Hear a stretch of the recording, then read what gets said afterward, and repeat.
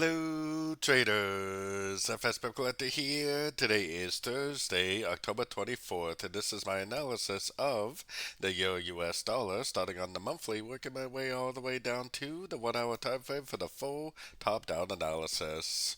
But first, don't forget to check out my website, fxpipcollector.com, if you'd like to get access to my swing trade signals, my daily members-only live streams on Zoom, and my 34 video trading course, all included for only $30 per month. So anyways, on the euro dollar monthly, definitely very strong to the downside.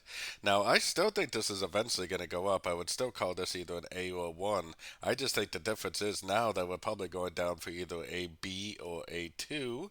And eventually we will still end up making that push up for either a wave C or a wave 3. So taking it down to the weekly time frame.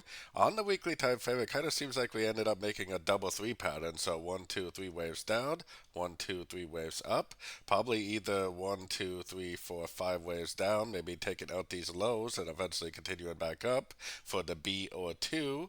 Or possibly it's a WXY. If it's a WXY, then it would be 1, 2, 3 waves down and then continuing back up.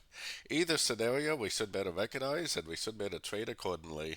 Going down to the daily time frame. Now, ever since this thing turned down, we have been doing nothing but looking for shorts on sort of time frames, and I am actually still looking for shorts on sort of time frames. There's really no reason to say that this might not just keep on making these little pullbacks and just keep on trending down.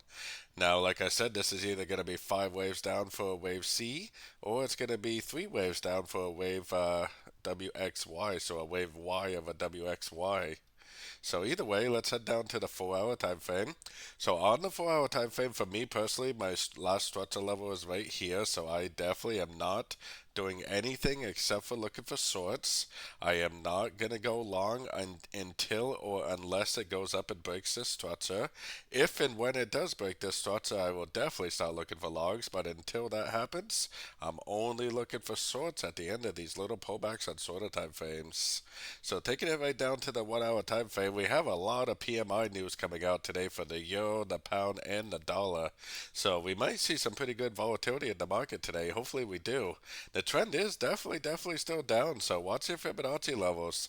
I know everybody probably wants this thing to go up. I mean, looking at the trading sentiment, it looks like about 90% of retail traders are trying to go long on this thing, which actually gives me even more confidence that we should probably continue to look for shorts in a downtrend.